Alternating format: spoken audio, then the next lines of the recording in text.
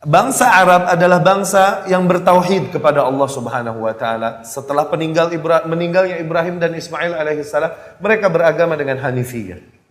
Hanifiyah tadi apa? Al-ma'ilu 'ani syirk, yang terjauhkan dari kesyirikan. Bertauhid dengan baik kepada Allah. Namun seiring berjalannya waktu, ibadah-ibadah dan ritual-ritual semakin hilang di antara mereka karena tidak ada yang melestarikannya. Tapi inti-inti agama masih ada. Berhaji di bulan haji ada masih. Tawaf, sa'i, itu masih ada. Ya? Dan banyak hal lain. Terutama yang sifatnya berkaitan dengan moral. Menghormati tetangga, memuliakan tamu, dan lain-lain. Ini masih ada di bangsa tersebut. Tauhid masih ada di bangsa itu. Sehingga datanglah suatu zaman, setelah jauh, datanglah suatu zaman di mana kaum Quraisy dipimpin oleh seseorang yang bernama Amr ibn Luhai dari Bani Khuza'ah. Amr bin Luhai al-Khuza'i. Amr bin Amir bin Luhai sebenarnya gitu. Dia yang memimpin kaum Quraisy. Dialah trendsetter, dia yang bikin tren kaum Quraisy. Kalau musim panas dagang ke Syam, musim dingin dagang ke Yaman, yang Allah kisahkan tren mereka dalam firman-Nya, li'ilafi Quraisy ilafihim rihlata syitawa saif. Itu dia yang bikin tren itu. Siapa namanya tadi? Amr bin Amir. Dia orang yang ditokohkan di kaumnya, banyak dermawan lah, banyak bersedekah dan banyak melakukan kegiatan ritual. Kaumnya apa-apa dia. Satu hari dia berjalan ke Syam. Sampai Syam, dia lihat Syam adalah penduduk yang mulia, tanah yang mulia, yang Allah banyak turunkan nabi-nabi dan kitab-kitabnya di Syam, ya kan? Dikarenakan turunan Ishak alaihissalam semuanya di Syam kan nih. Jalur nabi-nabi setelah Ibrahim kan begitu kan? Kalau Hajar menurunkan Ismail, nggak ada nabi lagi setelahnya. Tapi yang menurunkan Sarah menurunkan Ishak. Ishak punya anak lelaki 12. Salah satunya namanya Yakub. Yakub ini yang dijuluki Israel. Yakub punya anak 12. 12 orang inilah yang dibilang Bani Israel. Salah satunya Yusuf alaihissalam. Terus Nabi di jalur ini terus, dan di Syam terus. Jadi kitab-kitab juga turunnya di sini terus. Jadi tanah yang mulia. Nah, Amr bin Luhai melihat Syam adalah tanah yang mulia, negeri yang mulia yang Allah turunkan banyak kitab dan nabi-nabinya di sini. Dan dia melihat penduduk Syam mendekatkan diri kepada Allah tadinya melalui orang-orang soleh dan nabi tersebut yang seringkali datang mukjizat, karamah pada tangan mereka. Namun sepeninggal nabi-nabi dan orang soleh tersebut, mereka bingung bagaimana mendekatkan diri kepada Allah, meminta keselamatan kepada Allah. Bingung. Bukannya melestarikan ilmu-ilmu yang dibawakan oleh para nabi dan rasul tersebut, mereka bikin cara singkat. Yaitu apa? Mereka mulai memuliakan peninggalan-peninggalan yang berkaitan dengan orang soleh itu. Nah, kursinya, tempat tidurnya, rumahnya, dimuliakanlah, sampai dijadikan sesajen. Tujuannya mendekatkan diri kepada Allah, karena mereka ini nggak bisa mendekatkan diri kepada Allah langsung, mesti melalui orang soleh. Lama-lama mereka bikin ide lagi, mereka bikin lagi hal-hal baru yang tidak diajarkan oleh nabi mereka. Nah, hal-hal baru ini yang tidak diajarkan, apa namanya? Bid'ah. Ini yang merusak agama setiap kaum dia nih, bid'ah. Tujuannya apa? Tujuannya hasanah. Mendekatkan diri kepada hasanah. Mereka bikin lagi cara baru. Gimana caranya? Mereka bikin monumen yang mengenang orang-orang yang saleh nabi yang telah meninggal di antara mereka. Mereka bikin monumen tuh, berhala tuh monumen, dia juga. Cuman kalau dibilang berhala suka pada nggak nangkep gitu loh. Sama kayak dibilang hamba Allah, iya. Suka nggak nangkep kan? Coba dibilang budaknya Allah, nah lebih nampol kan? Lebih berasa kan? Iya kan? Berhala adalah monumen yang dibentuk untuk mengenang orang yang telah berlalu. Dia juga. Dibentuklah mulai. Nah, dia melihat, Amr bin Luhai melihat hal ini untuk mendekatkan diri. Istahsanah, dia lihat hal ini hasan. Iya ya, baik ya, kenapa enggak? Mulailah dia ambil satu berhala, dia bawa pulang kampung. Kampungnya di mana tadi? Mekah, Quraisy. Mekah, sampai di Mekah dia taruh di situ Ka'bah. Di Ka'bah tuh, patung itu tuh. Dia seru kaumnya, ayo dekatkan diri kepada Allah dengan cara memuliakan nih patung. Tuh dia patung pertama di Ka'bah. Ini patung pertama di Ka'bah. Kenapa kekurang ajaran itu bisa terjadi? Itu tuh. Tujuannya baik.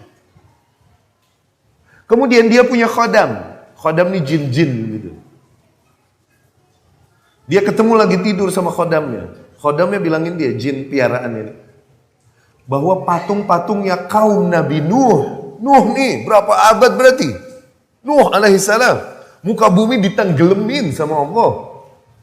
Zamannya Nuh alaihissalam. Dan kesyirikan dihabisin, ditenggelamin. Udah terkubur berapa meter coba, jauh kan? Patung-patungnya Nuh alaihissalam terkubur di sebuah tempat di sana. Di Jeddah. Jeddah dulu, Jeddah sekarang. Pagi-paginya dia bangun tidur, dia bikin tim ekspedisi. Ya salam. Dia berangkat ke Jeddah, cari tempat yang dikasih tahu jinnya itu, dikorek di sono, digali, beneran ketemu tuh patung-patung yang udah Allah kubur. Dibisikin lagi sama iblis, dapat lagi, keluar lagi tuh patung-patung. Dibawa pulang lagi, ditaruh lagi di Ka'bah, bertambahlah koleksi berhala di Ka'bah. Tuh, lihat. Tujuannya apa tadi? Apakah mereka meyakini berhala ini yang menciptakan? Enggak begitu. Sama seperti yang menyembah kubur sekarang. Kalau dibilang kalian penyembah kubur enak aja. Kita nggak nyembah kubur, kita nyembah Allah. Sama, dia juga. Penyakit yang sama, muter kok, dunia muter kok. Iya nggak? Terus sampai akhirnya mulai kesyirikan berjalan di bangsa Arab nih dari dia nih. Rasulullah SAW berkata, Ra'aitu Amr bin Amir bin Luhai, aku melihat Amr bin Amir bin Luhai di neraka ketika Isra Mi'raj, sedang diazab. Yujarru am'a'uhu finnar, jeroannya berantakan di neraka, beredelan. Amr bin Amir bin Luhai. Tuh sejarah kesyirikan, itu terjadinya kesyirikan di bangsa Arab. Dan pada intinya, kesyirikan di setiap kaum terjadinya karena hal itu, begitu, berangkat dari bid'ah. Bukan berangkat dari maksiat, awas. Bukan berangkat dari maksiat nih, sesuatu yang diakui oleh pelakunya bahwa itu maksiat, peluang untuk berubah. Iya gak? Tapi bid'ah disuruh tinggalin lah.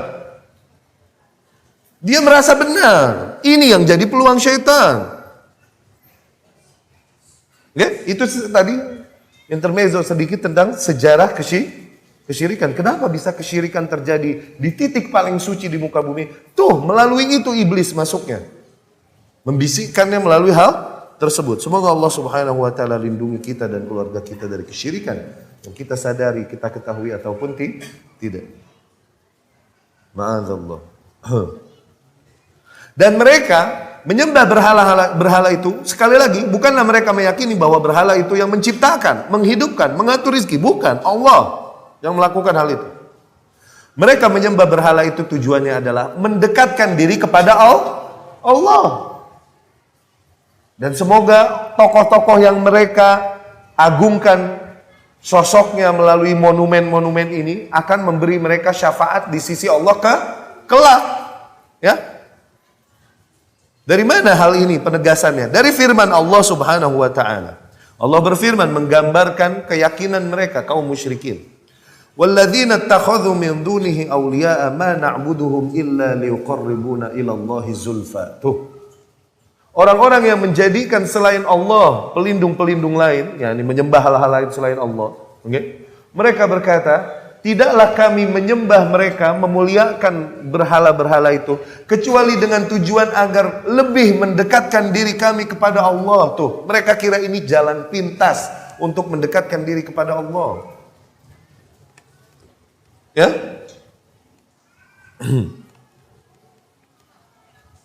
Innallaha yahkumu bainahum, sesungguhnya kelak Allah yang akan menentukan hukum di antara mereka. Fima hum fihi yakhtalifun, pada hal-hal yang mereka berbeda berseteru padanya. Innallaha la yahdi man huwa kadzibun kafar. Sesungguhnya Allah tidak memberikan petunjuk kepada orang yang pendusta lagi sangat kufur.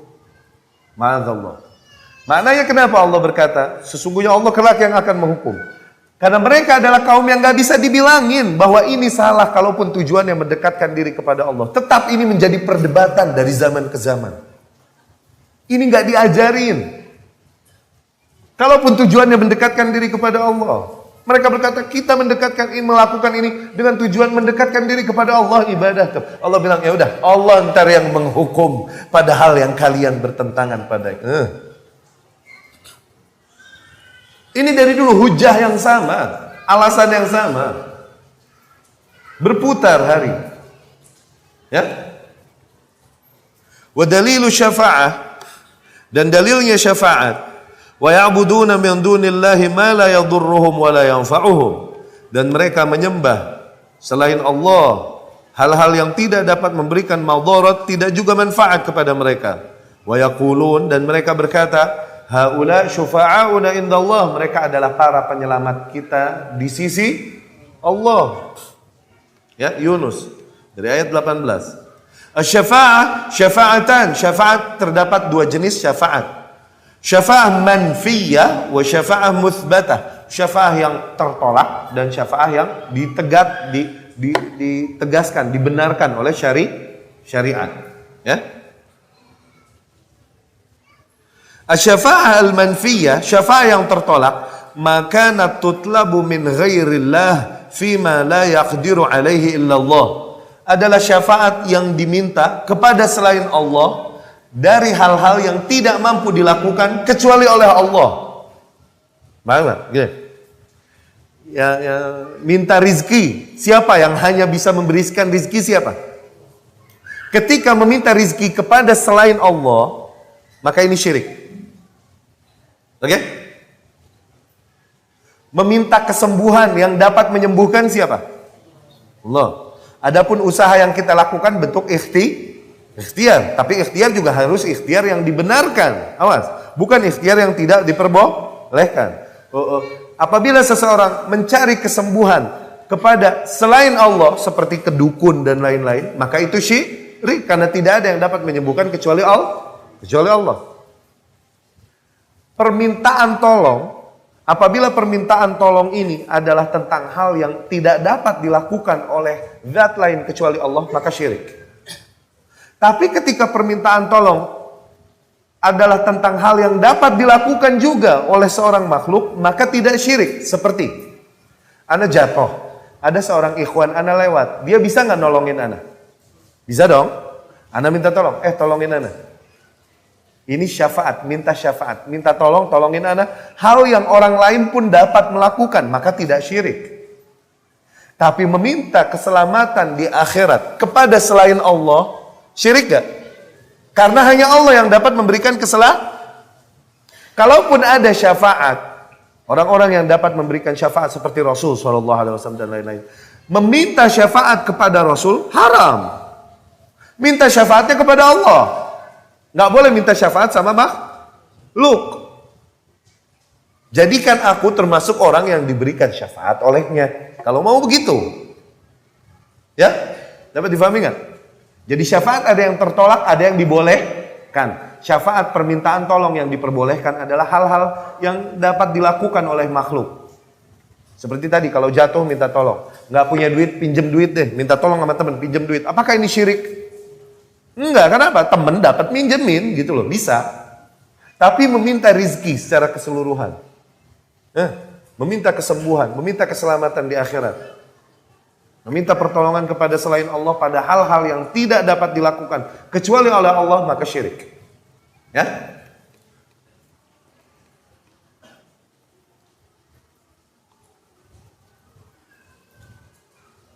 Wa dalil qauluhu ta'ala, dan dalilnya firman Allah Subhanahu wa taala, ya ayyuhalladzina amanu anfiqu mimma razaqnakum. Wahai orang-orang yang beriman, infakkanlah sebagian harta yang kami rizkikan kepada kalian. Min qabli ayatiya yaumul la bay'un fihi wala khullah.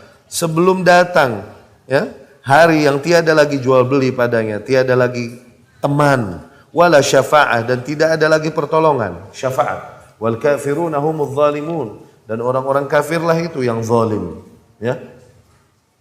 Wa syafa'ah al-mutsbatah hiya allati tutlab min Allah. Adapun syafaat yang dibenarkan adalah syafaat yang dimintakan hanya kepada Allah, ya. Wa syafi', adapun orang yang dapat memberikan syafaat adalah orang yang memang Allah muliakan, orang yang Allah muliakan dengan syafaat. Allah muliakan dan Allah ridhoi, orang yang Allah berikan syafaat adalah orang-orang yang Allah ridhoi perkataan dan amalannya, ya, setelah diizinkan oleh Allah Subhanahu wa taala. Demikianlah orang-orang soleh, demikianlah para nabi, demikianlah para malaikat memberi syafaat kepada orang-orang yang beriman. Itu tidaklah mereka merdeka memberikan syafaat. Mereka hanya bisa memberikan syafaat setelah Allah mengizinkan mereka. Jadi salah ketika seseorang langsung minta syafaat, gitu.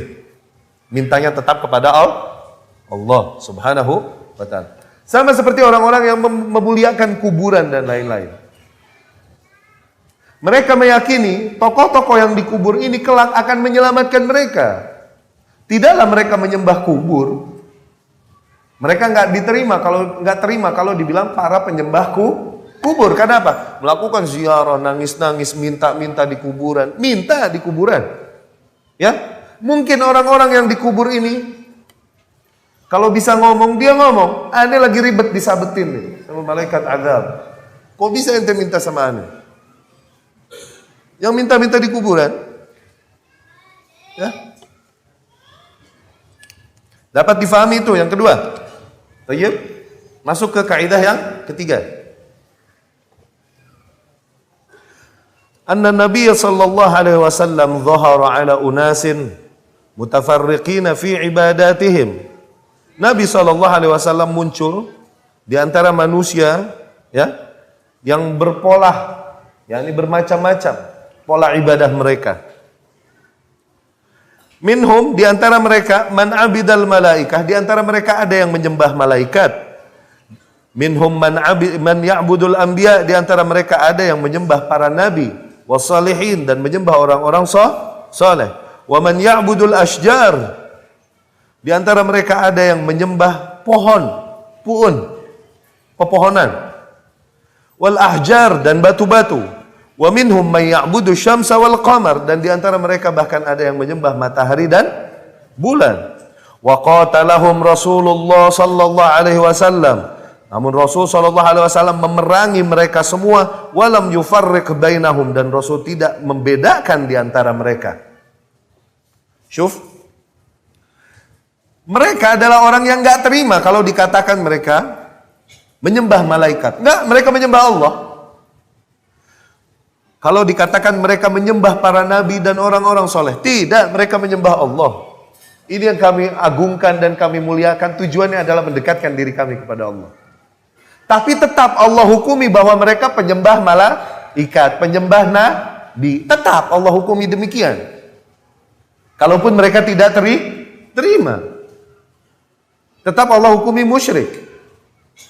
Di antaranya adalah penyembah nabi. Salah satu berhala terbesar di Ka'bah ketika ditaklukkan oleh Rasul sallallahu alaihi wasallam Mekah, salah satu berhala yang paling besar adalah berhala Ibrahim dan Ismail yang berada di atas Ka'bah.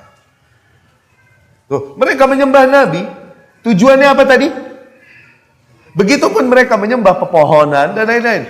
Pohon Zatu Anwat, pepohonan yang dianggap keramat oleh kaum musyrikin, yang dimana mereka seringkali menggantungkan pedang-pedang mereka di situ. Dianggap, pedangnya sakti, ntar udah dinginepin di pohon itu semalam 2 malam, pedangnya sakti nanti, jadi jago dia. Baik, apakah maknanya mereka menyembah pohon itu? Tapi tetap dihukumi oleh Allah bahwa mereka dengan itu penyembah pohon. Kalaupun mereka menyembah Allah Subhanahu wa ta'ala, meyakini bahwa Allah lah yang memberi keselamatan, Allah yang memberi rizki. Demikian, ya. Dalilnya Allah Subhanahu wa taala berfirman, "Wa qatiluhum hatta la takuna fitnah," dan perangi mereka semua sehingga tidak lagi tersisa fitnah. Fitnah di sini maknanya syirk. Fitnah maknanya banyak. Bisa maknanya azab, Ya, ittaqu fitnatan la tusibanna alladhina zalamu minkum khassah. Hati-hatilah, takutlah kalian kepada fitnah yang tidak hanya menimpa orang-orang zalim saja di antara kalian. Fitnah ini azab. Okay? Fitnah bisa maknanya ujian. Bisa maknanya ujian yang berat. Walaqad fattanna alladhina min qablihim fala ya'lamanna Allahu alladhina sadaqu wa la ya'lamanna al-kadhibin. Sungguh telah kami fitnah orang-orang yang beriman sebelum mereka. Yani ahasiban nasu ayyutraku ayyaqulu amanna wa hum la yuftanun. Apakah orang-orang mengira setelah mereka berkata kami beriman kemudian mereka tidak difitnah, yani tidak diuji. Okay? Walaqad fattanna alladhina min qablihim. Sungguh telah kami uji dengan ujian-ujian yang berat orang-orang yang beriman sebelum mereka. Fala ya'lamanna Allahu alladhina sadaqu. Sehingga dengan ujian ini dapat terlihat mana orang-orang yang shadiq imannya, mana yang dusta. Wala ya'lamanna al-kadzibin. Ya? Makna fitnah banyak. Nah, di ayat ini fitnah maknanya syirk. Wa qatiluhum hatta la takuna fitnah wa yakuna ad-dinu lillah, kulluhu lillah. Dan perangilah mereka semua sehingga tidak lagi tersisa fitnah, kesyirikan di negeri itu. Ya? Dan jadilah seluruh agama hanya untuk Allah Subhanahu wa taala. Wa dalilu syamsi wal qamar, dan dalil keberadaan matahari dan bulan, yakni keberadaan penyembahan terhadap matahari dan bulan. Allah berfirman, "Wa min ayatihi al-lailu wan nahar wasyamsu wal qamar la tasjudu lisyamsi wala lil qamar wasjudu lillahi alladzi khalaqahun in kuntum iyyahu ta'budun." Dan di antara tanda-tanda kebesarannya adalah bergantinya malam dan siang, ya, adalah keberadaan malam dan siang, juga matahari dan bulan. Janganlah kalian sujud kepada matahari dan bulan, tapi sujudlah kepada Allah, zat yang menciptakan hal-hal itu, apabila kau memang benar-benar beribadah kepada Allah. Yani orang-orang yang menyembah matahari dan bulan, mereka mengakunya menyembah Allah Subhanahu wa taala. Allah katakan di sini, in kuntum iyyahu ta'budun, apabila kalian benar-benar menyembah Allah Subhanahu wa taala, jangan kalian sujud pada matahari dan bulan. Sujud kepada Allah lah, zat satu-satunya zat yang menciptakan matahari dan bulan. Ya? Dan dalilnya malaikat. Wala ya'murukum an tattakhidhul malaikata wan nabiyyina arbaba, dan tidaklah memerintahkan kalian untuk menjadikan malaikat dan para nabi sebagai tuhan-tuhan lain selain Allah Subhanahu wa taala. Ya. Dalilul anbiya, dalil penyembahan kepada para nabi. Wa idz qala Allahu ya Isa ibn Maryam a anta qulta lin-nasi ittakhidhuni wa ummi ilahaini min dunillah. Dan ingatlah ketika Allah berkata kepada Isa alaihissalam, wahai Isa, apakah kau berkata, wahai Isa ibnu Maryam, apakah kau berkata kepada manusia untuk menjadikanku dan ibuku dua Tuhan yang disembah selain Allah Subhanahu wa taala? Maka Isa pun berkata, qala subhanak, maha suci engkau ya Allah, ma yakunu li an aqula ma laysa li bihaq, tidak pantas aku berkata apa yang bukan menjadi hakku. Wa in kuntu qad qultuhu faqad alimtah, ya, dan apabila aku memang mengatakannya, in kuntu qultuhu faqad alimtah, apabila aku memang mengatakannya, sungguh kau telah mengetahuinya. Innaka ta'lamu ma fi nafsi wa la a'lamu ma fi nafsik, sesungguhnya kau mengetahui apa-apa yang berada di dalam diriku dan aku tak mengetahui apa yang berada dalam dirimu. Innaka anta 'allamul ghuyub, sesungguhnya engkau yang maha mengetahui hal-hal yang ghaib. Adanya keberadaan penyembahan terhadap nabi. Ala kulli hal, sedikit lagi. Mengapa Nabi Isa alaihissalam, mengapa disembah di kaum tersebut? Di kaum Nasrani. Tadinya Nasrani adalah kaum yang menyembah Allah Subhanahu wa taala. Nasrani adalah kaum yang menyembah Allah Subhanahu. Mengapa Isa ibnu Maryam alaihissalam disembah di kaum Nasrani? Kenapa bisa menyimpang begitu jauh Nasrani dari aslinya? Okay? Ternyata penyimpangan agama Nasrani ini termasuk salah satu makar Yahudi juga. Ini termasuk salah satu makar besar Yahudi. Ya? di mana mereka mengirim salah seorang di antara mereka, yakni orang Yahudi, untuk menyimpangkan agama Nasrani. Mereka mengutus seseorang masuk ke dalam tubuh Nasrani. Seseorang tersebut bernama siapa? Ayo. Mereka, ya, seseorang tersebut bernama Paulus. Paulus. The Pope, Paus. Ya. Ini orang Yahudi yang mereka susupkan ke agama Nasrani untuk membawa akidah-akidah dan ajaran-ajaran baru. Sehingga bergeserlah demikian jauh agama Nasrani dari aslinya sampai titik berkata tentang Trinitas. Ya.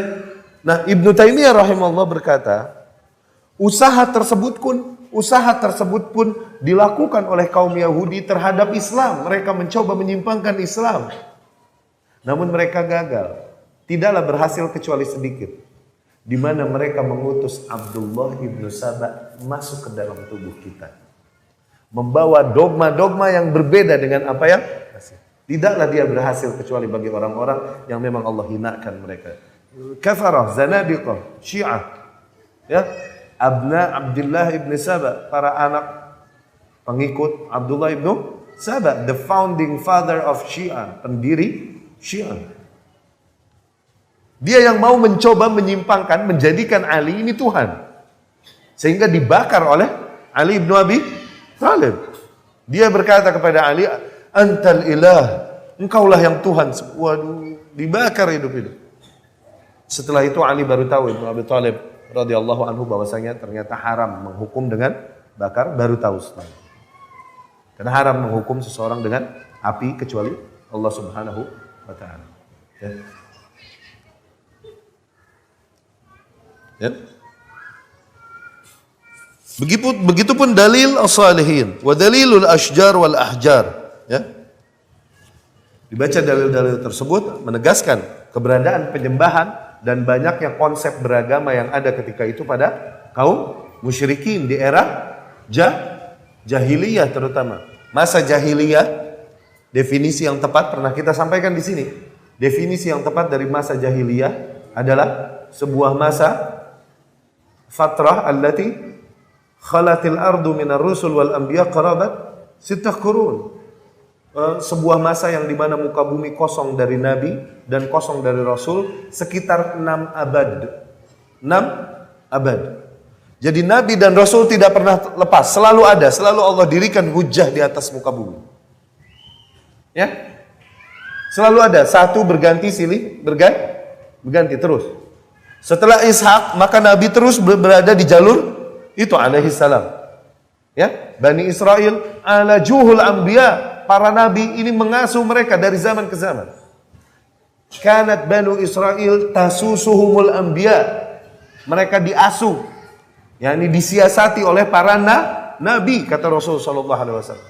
Yakni kullama halaka nabiyyun ja'ahu akhar, setiap mati satu nabi datang nabi berikutnya, datang, selalu ada.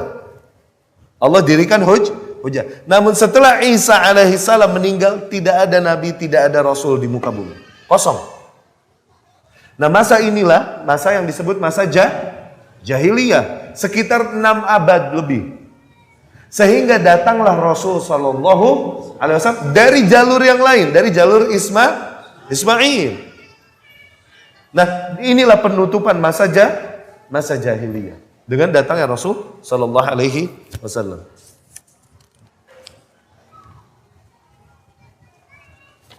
Baik, dapat difahami itu kaidah yang ketiga. Ya. Sebenarnya Al-Imam rahimahullah berkata demikian di kaidah keempat. Annal musyrikin fi zamanina aghladu syirkan minal awwalin. Perhatikan kaidah keempat ini. Bahwasanya kaum musyrikin di zaman kita kesyirikannya lebih parah daripada kaum musyrikin di zaman dulu. Kaum musyrikin di zaman kita kesyirikannya lebih parah daripada kaum musyrikin di zaman dahulu. Kanu yusyrikuna fir raha wa yukhlisuna fis syiddah. Mereka dulu melakukan kesyirikan lagi senang. Dan mereka akan bertauhid ketika dalam kondisi terdesak, kondisi yang mengancam. Oke? Buktinya apa? Firman Allah Subhanahu wa taala, "Fa idza raqibu fil fulki da'u Allah mukhlishina lahuddin, wa idza najjahum ilal barri idhum yusyrikun." Ketika mereka berada di badai, di lautan, di perahu terkena badai, mereka tahu tidak ada yang dapat menyelamatkan kecuali Allah Subhanahu wa taala. Langsung mereka meminta pertolongan keselamatan kepada Allah. Dan ketika mereka sampai ke daratan selamat, tiba-tiba mereka kembali berbuat kesyirikan. Apakah Allah tertipu? Tidak. Demikianlah keadilan Allah. Apabila seseorang meminta pertolongan hanya kepadanya dan kondisinya benar-benar terancam dan meminta kepadanya, maka Allah akan kabulkan kalaupun orang tersebut kafir. Kalaupun Allah tahu dia akan kembali berbuat kekafiran, tapi karena dia meminta kepada Allah ketika masa terdesak terancam nyawanya, maka Allah akan kabulkan kalaupun kafir. Seperti doa orang yang dizolimi, Allah akan terima dan Allah akan balaskan kezolimannya kalaupun yang berdoa tersebut kafir. Ini bentuk keadilan Allah di akhirat akan dibalas kekafirannya, tapi di dunia Allah punya sistem di mana orang-orang yang meminta dibalaskan oleh Allah Subhanahu wa taala karena dizalimi, kalaupun kafir Allah balaskan. Allah dengar, Allah terima dan Allah balaskan. Sama seperti yang dikatakan Syekhul Islam rahimahullah misalnya, Inna Allah Ta'ala yuqimu dawlatal adli wa in kanat kafirah wa la yuqimu dawlatal zulmi wa in kanat muslimah. Allah akan menjayakan sebuah negeri yang adil kalaupun negeri tersebut negeri kafir. Menjayakan sebuah negeri yang adil. Adil di sini maknanya apa? yakni penduduknya menunaikan tanggung jawabnya dengan baik dan tidak merampas apa yang bukan menjadi haknya. Itu. Oke? Allah akan menjayakan sebuah negeri yang adil. Kalaupun negeri tersebut negeri kafir, kekafirannya Allah balas nanti di akhirat. Tapi di dunia mereka adil, Allah akan berikan kejayaan. Wala yuqimu daulataz zulmi, dan Allah tak akan menjayakan sebuah negeri yang zalim. Wa in kanat muslimah, kalaupun negeri tersebut negeri muslim. Ini keadilan Allah di dunia. Begitupun orang yang meminta pertolongan kepada Allah ketika kepepet, terancam nyawanya. Allah tahu dia akan berbuat kafir nanti, Allah Maha tahu.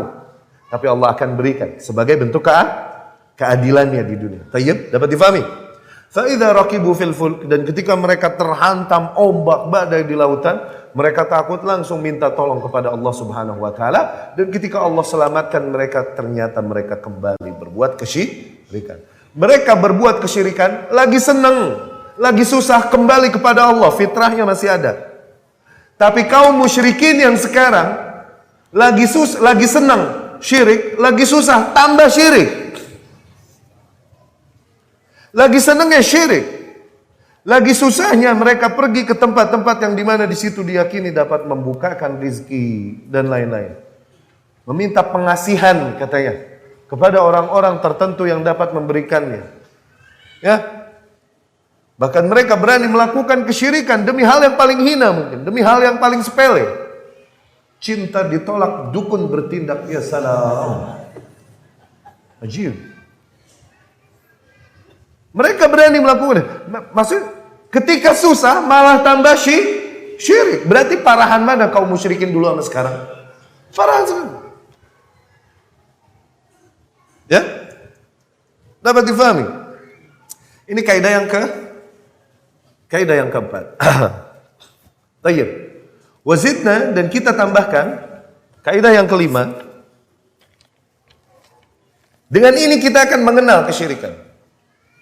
Ya, kaidah yang kelima ini tambahan dari syariah, dari ana, dari al-dhaif, al-faqir, al-jahil, al-muta'allim. Kita lihat penting untuk mengenal kesyirikan dan kenapa kesyirikan terjadi di setiap zaman. Kita tambahkan hanya sebagai hasyiah, tambahan saja, catatan kaki saja. Ya, di situ dituliskan. Lihat, yang kelima. anna aghlabiyyat syirk fi kulli zamanin wa makan. Ini bukan kalam Syekh rahimahullah. Hada minni al-dha'if, al-faqir, al-jahil, al-muta'allim. Ana kalam. Tayyib.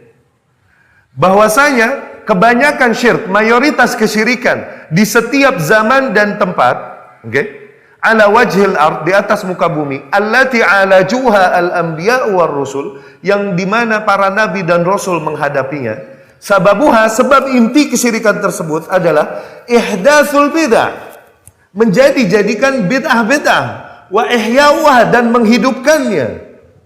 Bid'ah adalah hal-hal yang tidak diajarkan oleh nabi dan rasul yang datang pada mereka. Dan menghidupkannya, melestarikannya. Al-mutarattibatu min dzalik, yang berefek otomatis dari hal tersebut, dari menghidupkan bid'ah. Tarku sunnatil anbiya, otomatis akan meninggalkan sunnah dan ajarannya yang memang datang dari nabi. Wa ta'alimihim, dan ajaran-ajaran mereka. Wa taqlid sunnatil aba wa adatihim, dan menggantinya dengan mengikuti sunnah para leluhur mereka. Meninggalkan sunnah para nabi dan ajaran-ajaran mereka, dan menggantinya dengan bertaklid kepada nenek moyang mereka dan apa yang diturunkannya dari tradisi-tradisi yang ada. Demikian kesyirikan yang terjadi di setiap tempat dan waktu.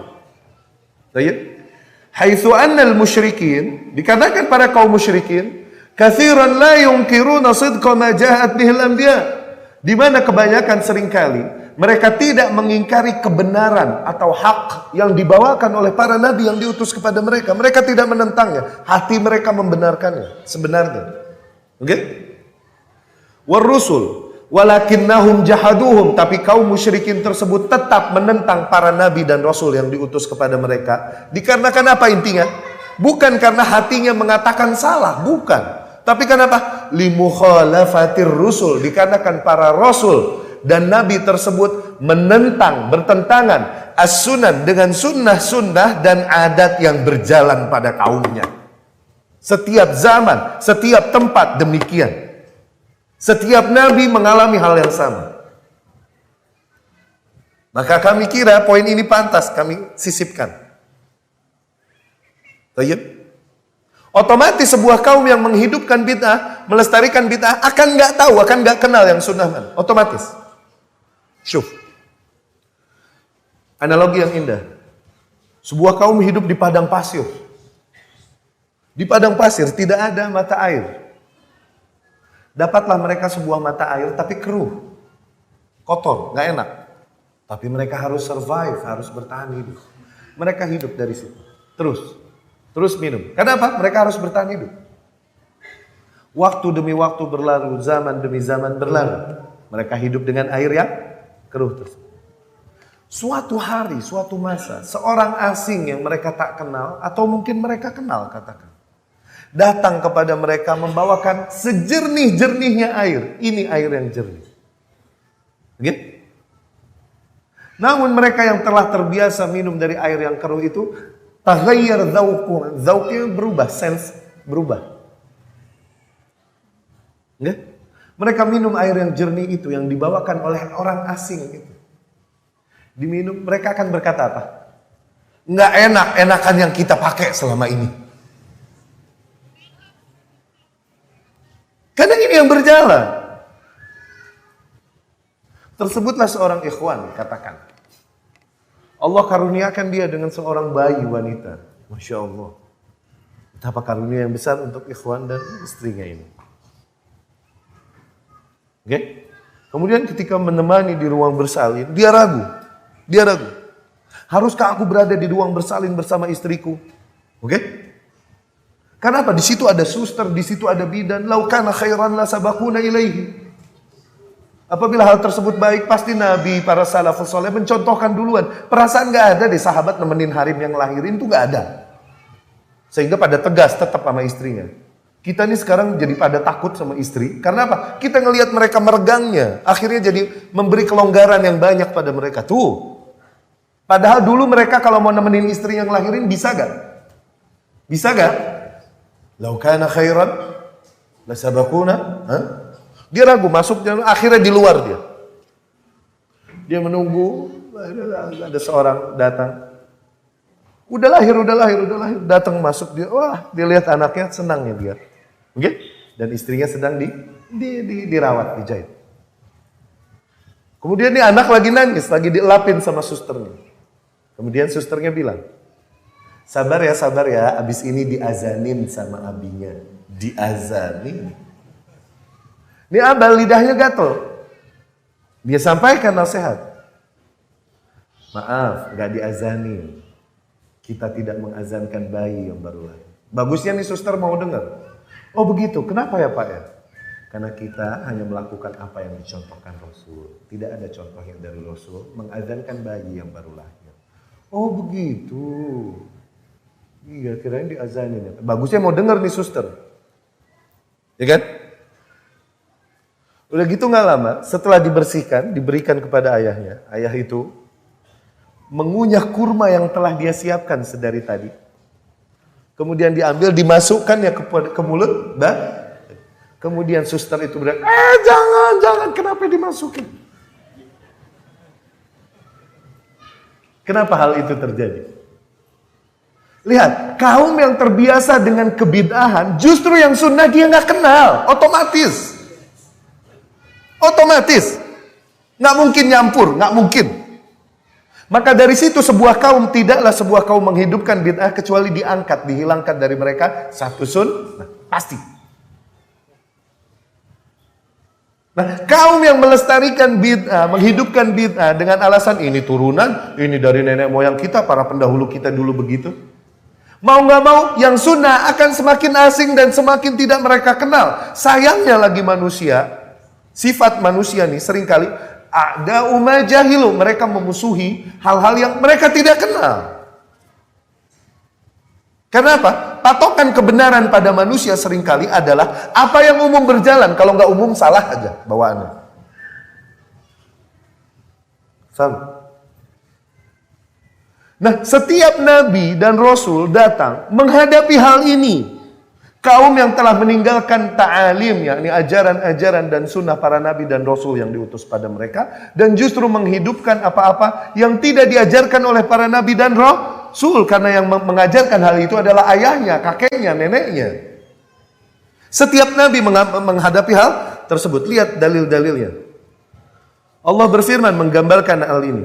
فَإِنَّهُمْ لَا يُكَذِّبُونَكَ وَلَكِنَّ الظَّالِمِينَ بِآيَاتِ اللَّهِ يَجْحَدُونَ. Sesungguhnya mereka pada intinya tidak mendustaimu ya Muhammad. Yakni hati mereka membenarkanmu. Tapi memang orang-orang zalim seringkali menentang ayat-ayat Allah. Ya? Ayat lain Allah berfirman, "Ma ta'buduna min dunihi illa asma'an sammaitumuha." Tidaklah kalian menyembah selain Allah kecuali nama-nama yang kalian buat-buat sendiri. Ini bid'ah yang kalian buat-buat. Ya? Sammaitumuha antum wa aba'ukum, yang dibuat-buat oleh kalian dan ayah-ayah para pendahulu kalian dulunya. Ma anzalallahu biha min sultan. Allah Subhanahu wa taala tidak menurunkan kuasa, yakni kejelasan, keterangan tentang nama-nama yang kalian sembah, yakni Tuhan-Tuhan yang kalian buat-buat ini. Oke? Inil hukmu illa lillah. Sungguhnya hukum ini, keputusan hanya milik Allah. Amara alla ta'budu illa iyyah. Dia memerintahkan agar kalian tidaklah menyembah kecuali hanya kepada Allah Subhanahu wa taala. Dzalikad dinul qayyim. Itulah agama yang lurus. Walakinna aktsaran nasi la ya'lamun. Namun kebanyakan manusia tidak mengetahuinya. Ini menggambarkan fenomena tersebut pada kaum-kaum musyrikin terdahulu. Kemudian Allah berfirman, bal qalu inna wajadna aba'ana ala ummati wa inna ala atharihim muhtadun. Lihat, ya. Bahkan mereka berkata, sesungguhnya kami mendapati bapak-bapak kami menganut suatu agama, yakni memiliki konsep beribadah sendiri. Oke? Dan sesungguhnya kami hanyalah orang-orang yang mendapat petunjuk dengan mengikuti jejak mereka, mereka yang benar. Yakni dalilnya apa? Dalilnya bapakku melakukan itu, bukan qala Allah qala Rasul. Dalilnya kampungku begitu. Dalilnya kiai di tempatku begitu dulunya. Dalilnya itu. Bukan qala Allah qala Rasul. Wa kadzalika ma arsalna min qablika fi qaryatin min nadhir, dan demikianlah tidaklah kami mengutus seorang pun utusan sebelummu ya Muhammad di sebuah negeri illa qala mutrafuha, kecuali orang-orang yang zalim di negeri tersebut akan berkata, inna wajadna aba'ana ala ummah, sesungguhnya kami temukan ayah-ayah kami berada di atas sebuah agama, yakni di atas sebuah konsep, berkeyakinan, akidah, ya. Wa inna ala atharihim muqtadun, dan kami adalah kaum yang mengikuti mereka, yakni mengikuti ayah-ayah kami. Qala awalau ji'tukum bi ahda mimma wajadtum alaihi aba'akum. Nabi pun berkata, bagaimana kalau aku datangkan bagi kalian apa yang lebih mendapat petunjuk, lebih benar daripada apa yang dibawakan oleh ayah-ayah kalian? Qalu, mereka pun berkata, inna bima ursiltum bihi kafirun. Pokoknya kami dengan apa yang kau bawa kafir. Pokoknya kami kafir dengan apa yang kau bawa. Kami cuma mau mengikuti apa yang berjalan dari abah-abah kami. Jadi apa yang membuat syiriknya orang terdahulu? Sunnatul aba. Maka ini menjadi salah satu tonggak kesyirikan, dan setiap nabi menghadapi hal tersebut. Ya. Kaum Nuh berkata kepada Nuh alaihi salam, Allah firmankan, Allah gambarkan dalam firman-Nya. Faqala al-mala'u alladhina kafaru min qaumi. Dan berkatalah sebagian orang yang kafir dari kaumnya Nuh. Ma hadza illa basyarum mithlukum, tidaklah dia kecuali manusia seperti kalian. Ya? Yuridu an yatafaddala alaikum, dia hanya dianggap lebih, hanya ingin dihormati di antara kalian. Walau sya'allahu la anzala, apabila Allah kehendaki, niscaya Allah akan turunkan malaikatan. Allah akan turunkan utusannya dari seorang malaikat. Ma sami'na bihadza fi aba'ina al-awwalin. Kita enggak pernah mendengar ajaran ini dari ayah-ayah kami dulu kok. Jadi enggak pernah mendengar tentang tauhid, tentang halal haram yang kau ajarkan dari ayah-ayah kami. Tuh. Taklid enggak? Iya enggak? Begitupun kaum Yahud berkata kepada Hud alaihi salam membantahnya. Qalu ajitana lina'budallaha wahda, apakah engkau Yahud datang kepada kami untuk menyeru kami untuk menyembah Allah sebagai satu-satunya Tuhan, wa nadhara ma kana ya'budu abauna, dan meninggalkan Tuhan-Tuhan yang dulu disembah oleh para ayah-ayah kami. Lihat. Masih taklid. Ya? Apakah engkau datang untuk menyuruh kami meninggalkan Tuhan-Tuhan yang disembah oleh ayah-ayah kami dan menyembah Tuhan satu-satunya yang kau seru? Ya. Fa'tina bima ta'iduna in kunta minas shadiqin. Maka datangkanlah apa yang kau ancamkan pada kami apabila memang kau benar. Lihat tantangannya kepada Hud alaihi salam. Dia membantah Hud dengan taklid kepada nenek moyangnya, tradisi yang berjalan. Ya. Begitupun kaumnya Fir'aun menentang Musa dan Harun, ya, dan lebih memilih bertaklid kepada nenek moyang mereka. Qalu ajitana litalfitana amma wajadna alaihi aba'ana. Apakah engkau datang kepada kami untuk memalingkan kami dari apa yang diajarkan oleh ayah-ayah kami? Wa takuna lakumal kibriya'u fil ard, dan kalian menjadi dua orang yang dihormati di muka bumi, yakni kalian nih Musa dan Harun, ya. Wa ma nahnu lakum bimu'minin, pokoknya kami tidak mau beriman kepada kalian berdua, yakni kepada Musa dan Harun. Kaumnya Saleh membantah Saleh dengan taklid kepada ayah-ayah nenek moyang mereka. Mereka berkata, qalu ya Saleh, qad kunta marjuwan fina qabla hadha. Wahai Saleh, sungguh kau benar-benar dulunya diharapkan di antara kami, yakni disayangi di antara kita. Ya? Sebelum ini, sebelum kau menyeru kita. Atanhana an na'budu ma ya'budu abauna, apakah kau melarang kami untuk menyembah apa yang disembah oleh ayah kami? Lihat, selalu taklid tipe yang sama. Begitupun para pewaris kebenaran, para pewaris Nabi sallallahu alaihi wasallam, pastilah menghadapi hal yang sama. Benturan yang mereka hadapi haruslah apa? Apa yang umum berjalan pada sebuah kaum. Pasti. Itu penyakit yang sama yang selalu berputar, bukankah wa tilkal ayyamu nudawiluha bainan nas? Bahkan Nabi sallallahu alaihi wasallam menghadapi hal yang sama. Kaum Quraisy membantahnya, ya. Dan mereka berkata, "Wa idza qila lahum ittabi'u ma anzalallah qalu bal nattabi' ma alfaina 'alaihi aba'ana." Apabila dikatakan pada mereka, ikutilah apa yang diturunkan oleh Allah, maka mereka berkata, enggak, kita mau ikutin apa yang diajarin, diwariskan oleh ayah-ayah kita. Tuh. Awalau kana aba'uhum la ya'qiluna syai'an wa la yahtadun. Apakah kalaupun ayah-ayah mereka tidak memahami apapun dan tidak mendapat petunjuk, tetap kalian ngotot untuk mengikuti mereka? Lihat, penyakit yang sama kan? Fasyatru asbabil kufri ala wajhil ard sababuha sunnatul aba. Maka setengah dari kekufuran yang terjadi di muka bumi sebabnya adalah sunnah para nenek moyang, mengikuti adat, tradisi, ya, dan ajaran nenek moyang. Tayyib. Sekian materi yang kami sampaikan, semoga dapat difahami. Dengan ini kita lebih mengenal kesyirikan dengan baik. Semoga kita terhindar darinya. Apabila dari materi tadi atau di luar hal itu ada yang mau ditanyakan, persiapkan. Tafadhal, silahkan. Tidak larut. Tayyib.